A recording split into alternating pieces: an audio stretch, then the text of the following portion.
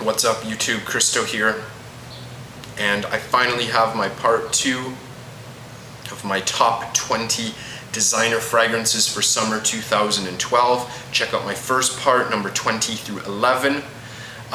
This one I will be doing number 10 through 1 obviously, and these are the same positions that I did in my video last year, 10 through 1, so I will be looking at the top 10, and I will also tell you what fragrance was held in that position last year. I'm ranking these on numerous things. To me, uniqueness is very important. I want something that's a little bit different from your average summer fragrance. I'm also looking at, generally how much I enjoy the fragrance itself, and projection and longevity, two things to me that are very important in a summer fragrance. So let's get into it. The sun's starting to go down and I want to get this all in. So number 10, recently I did a video of this. This is one of the few true unisex designers I've ever tried. This is Trussardi Essenza del Tempo. It's a very unique, very original, wild carrot seed-based fragrance. Like I said, it's one of the few things I've ever tried from a designer house that is genuinely unisex in my opinion. I really enjoy it. My wife really enjoys it. Reason I'm putting it at number 10 though, the longevity is not as good as I would like. Number 9. This one slipped a few positions since last year.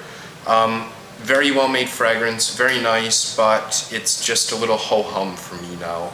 Number 9 is Dior Homme Sport. This has pretty good longevity, pretty good projection, but I'm just kind of a little bored with the kind of clean, soapy, lemon, ginger thing. I'm actually starting to warm up to Burberry Sport for men a little more, which I did put in my top, number 20 through number 11 video, so have a look for there if you want to get an opinion on that one. Number 8, this one I wish I could have put in my top 3, and I really mean that, because if this had better longevity, I would have put it in there. Number 8 is Guerlain from the Acqua Allegoria series. This is Erba Fresca, and this is meant to mimic, wow, the smell of freshly cut grass. It's got a really sharp mint note in it, and it's got this very, very soft, almost chalky, tea-like note, and it really does smell a lot like freshly cut grass. You can see I've worn a lot out of this. Between my wife and I, we have worn this a lot. Unfortunately, I don't see it climbing in my rankings solely due to the substandard longevity. I only get like 2 hours out of it, so it is to me kind of an out-of-the-shower fragrance, which works perfectly in that occasion. Number 7, this is another unisex. I've got a few unisex in my top 10 here. This one though, definitely not very feminine. I've asked a lot of girls about this and they're not really big fans of the ones I've spoken to at least. Number 7, this is Voyage d'Hermès from Hermès, obviously. And to me, this is a really fantastic fragrance, and I get better longevity than a lot of people. But after I spray it on my skin, I find it to be quite transparent and linear, which is basically what it is. That's what you're gonna get. It's a Jean-Claude Elena Hermès offering. You shouldn't expect more. I fell in love with this the first time I sprayed it, and it took me a long time to actually find it at a reasonable price. And when I finally actually bought it, I got it home and sprayed it and just went, yeah, it's alright. It's slowly falling out of ranking. Next year it'll probably be in my 11 to 20, but I still like it and I still do wear it. Alright, number 6. This is another Hermès fragrance from the Un Jardin line. This one is one of the lesser talked about ones. Well, basically all of them are except Sur le Nil. This is Un Jardin en Méditerranée. And the reason I put this in 6 is because it's actually quite heavy. I find this to be a very heavy fragrance. It's fig-based as well, which is strange, but it has this really unique pistachio note, and it gives it this kind of creamy heaviness to it, and it's just not perfect for summer in my opinion. There are some from the Un Jardin line that I prefer to this, but this is very well done nonetheless. If it was a little lighter, I would probably put it a bit higher in my ranking. Number 5, you're going to see this a lot from a lot of people. Very respected fragrance, modern classic from Chanel. This is Allure Homme Edition Blanche, and this is a cream pie, lemon cream pie as a lot of people say, with pepper in it. I really get more pepper than lemon, to be honest. I do pick it up, but most people talk about the lemon cream pie feeling, whereas I definitely get a lot more pepper from this.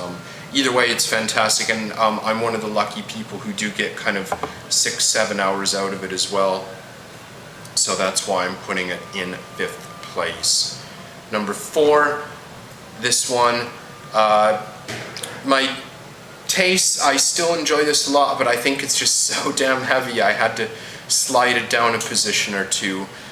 This is Dior Aqua Fahrenheit, and this is a fairly recent flanker of the classic Fahrenheit, and I did a review on this as well. It's just so unique for something labeled Aqua. It's so strong. I get like 7 or 8 hours longevity, and this projects like an absolute monster, but the kind of soothing, cooling grapefruit note in it makes it quite ideal for the summer. It's such an enigma. I love it.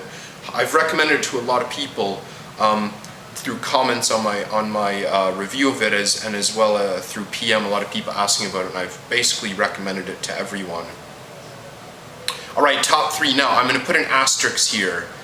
My number 1 from last year, which was Lalique White, has been removed from contention. Lalique White right here. This is my new-found summer signature fragrance. I adore this. I love it. I'm not going to get too much into it. This has stapled its number 1 position. I've taken it out of contention, okay? So you're going to have to keep guessing what number 1 is. I'm sure a lot of my faithful subscribers and viewers already guessed that as number 1, and you were right, but I had to take it out because it just wouldn't be interesting if I kept putting it in year after year.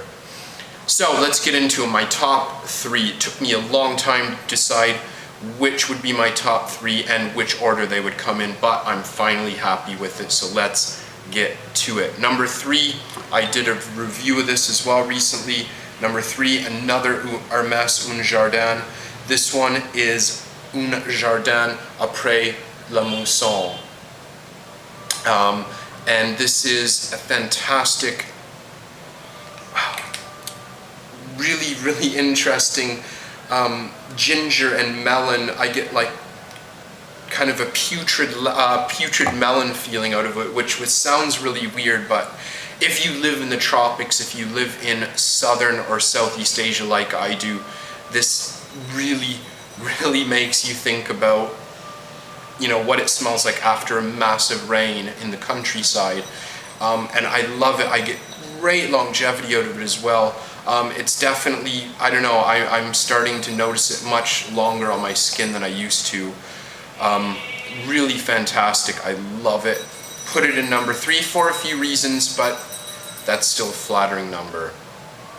Number 2, I put this in the fall collab video for my night out fragrance. Number 2 is Chanel Platinum Egoiste, and this is a fantastic neroli and geranium based fragrance. Now I know a lot of guys are going to say, you know, why do I want a fragrance that, you know, the most predominant notes are floral?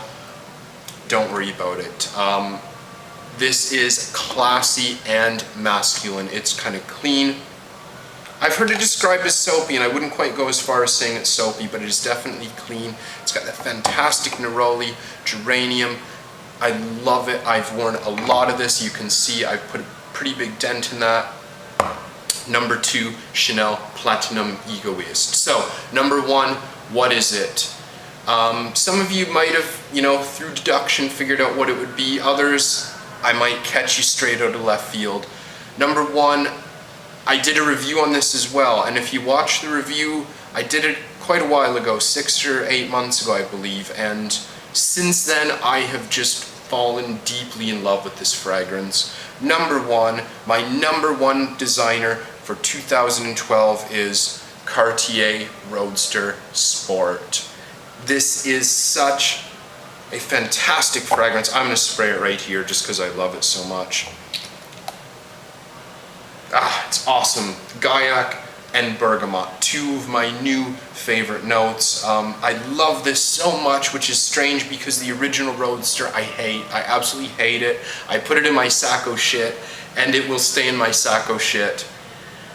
This though, wow, I love it. I absolutely love it. It doesn't last as long as I wish, but I just carry the bottle around. I don't even carry a decant. I just carry the bottle around, and when I go to the mall, go to the beach, wherever, I just spray it and spray it and spray it, and I don't stop. I just absolutely love this.